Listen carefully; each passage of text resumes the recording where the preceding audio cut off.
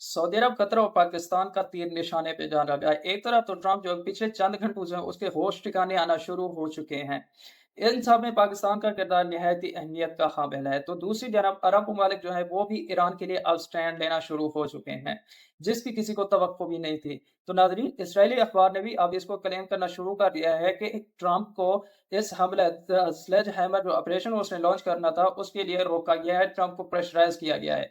तो दूसरी जानब ग्रांड सिचुएशन जो है वो इंतहाई तशवीशनाक है। इन सब के असरात आलमी मंडियों पर भी पड़ना शुरू हो चुके हैं। अस्सलाम वालेकुम नाज़रीन, मैं हूँ आपका होस्ट मोहम्मद अहमद, हाज़िर हूँ आज की अपडेट के साथ।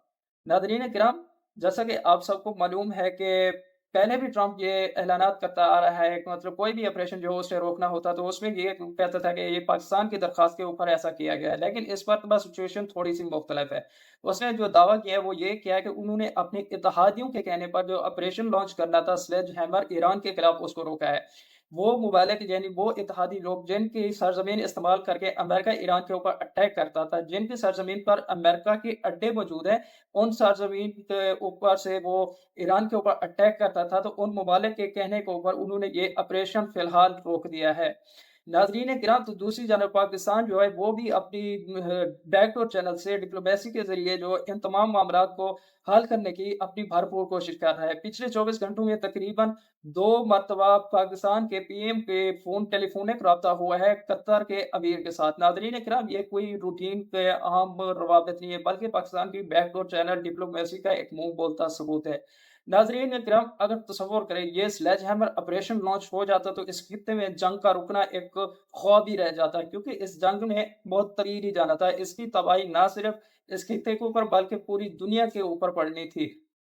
नाज़रीन किराम, एक तरफ तो अमेरिका की दी जाने वाली धमकी जो है ईरान की, उसके मनफ़ी असरात आलमी मंडियों पे पड़ना शुरू हो चुके हैं। नाज़रीन किराम, एक तरफ तो ये है कि तेल की कीमत $111 फ़ी बैरल से भी तजावुज़ कर गई है। तफ़सीलात के मुताबिक आलमी मंडियों में कारोबार हफ़्ते का आगाज़ शदीद तरीन बेयकीनी और खौफ़ की फ़िज़ा में हुआ। ख़ाम तेल की कीमत जो है $111 फ़ी बैरल से भी तजावुज़ कर चुकी है।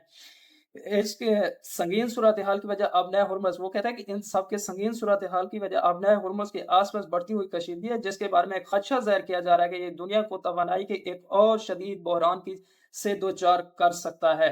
स्टॉक मार्केट्स में ताज़ा तरीन बेयकीनी और खौफ की वजह सदर ट्रंप की जानिब से ईरान को दी जाने वाली वो सख्त वार्निंग भी है, जिसमें उन्होंने कहा है कि ईरान को तेज़ी से अमन मुआहदे की तरफ बढ़ना है, वरना ईरान का नामो-निशान जो है वो भी नहीं रहेगा।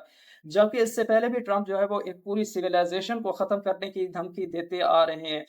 अच्छा, तो नाज़रीन, इन सारे मामले के अंदर जो बड़ी अपडेट्स जो है मैं आपको बताता चलूँ वो ये है कि डोनाल्ड ट्रंप ने सऊदी अरब, कतर और यूएई की दरख्वास्त के ऊपर उन्होंने जो ऑपरेशन अपना एक प्लान किया हुआ स्लेज हैमर उसको भी रोक दिया है। स्लेज हैमर वो ऑपरेशन था जो कि द फ्यूरी एपिक जो पिछला ऑपरेशन उन्होंने लॉन्च किया था, उसके बाद उन्होंने एक नया ऑपरेशन प्लान किया हुआ था ताकि ईरान को प्रेशराइज़ किया जा सके। ये ऑपरेशन जो है आज ही की डेट में होना था, लेकिन सदर ट्रंप ने अपने social media account the truth पर एक मतलब ट्वीट में कहा है कि उन्होंने ये ऑपरेशन अपने इत्तेहादी ममालिक की दरख्वास्त पर रोक दिया है।